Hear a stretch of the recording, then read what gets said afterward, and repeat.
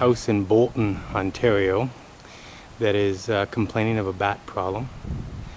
And we have a board and batten style house with the potential of lots of entry areas. He's been battling the problem for a couple of years. Now let's go have a look. We're at the back of the garage of the house, and as we look at the walls, we see a lot of bat guano stuck to the wall. That's what this black peppering of the siding is. The bats defecating as they enter and exit the house.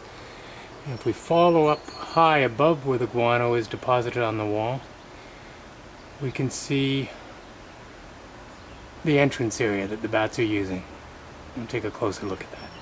And here the soffit was installed on a new addition, but it wasn't sealed in all areas around the termination point of the soffit, which left a nice, neat, tidy hole for the bats to enter.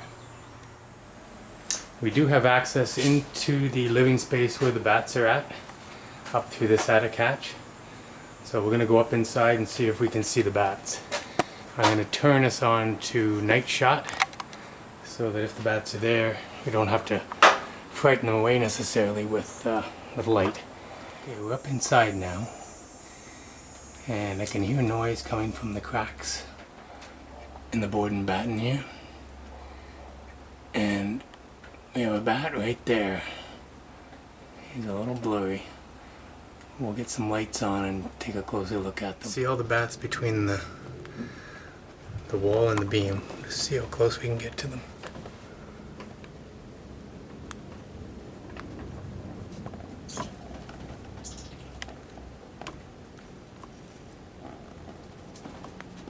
They're nicely tucked up under the board, safe from anybody being able to get at them.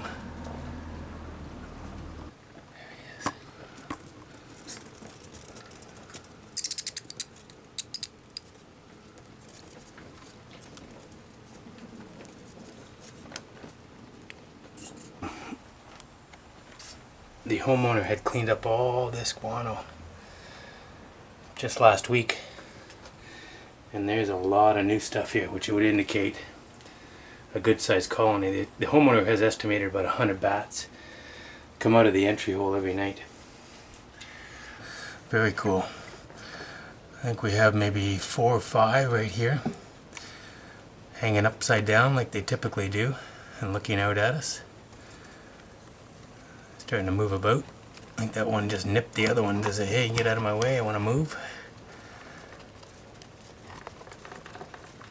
I can hear them scrambling above, so some of the ones behind have already made a move. And that looks to be a baby maybe in the middle there. It's come forward to check out what's going on.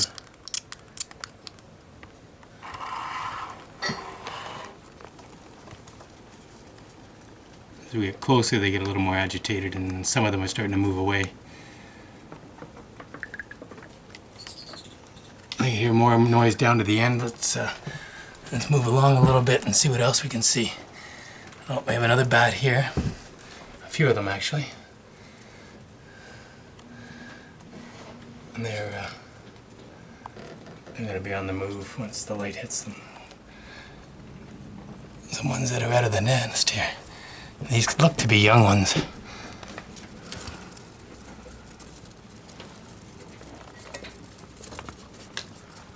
Yeah, they're babies. Not quite got their agility yet. Oh, one just took flight, came right by us here. They're coming at us. Oh, there he goes. There he goes. Very cool. And he's landed down on the end there. That was neat. Guess got him a little too agitated. He decided to leave where he was sitting. So there we have it. We've got a bat infestation, approximately 100 bats. And they do have babies, and the babies are getting to be a good size, but you still need to wait a few weeks for them to get big enough to come out on their own. Another look at a group of them behind the wall here before we exit. That's That's very cool.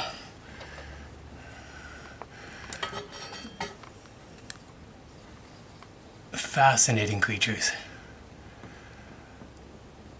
Alright, we'll leave them well enough alone for a couple weeks, let the babies get big enough to fly out on their own, and then we'll come back and put on a one-way door. What we're looking at here is a bat box, painted black to absorb the sunlight so it stays hot. Bats love it, being very hot and humid. The hotter the better for a bat. And inside this box we have about 7 or 8 bats. So over the years I've seen a lot of boxes, but this is the first one where I've actually seen bats inside. And they've been here for a while, because if we look directly below where the box is situated, we see all kinds of guano on the recycling bin, which would indicate they've been using this for a while. So, good endorsement for this company. A bat box that actually works.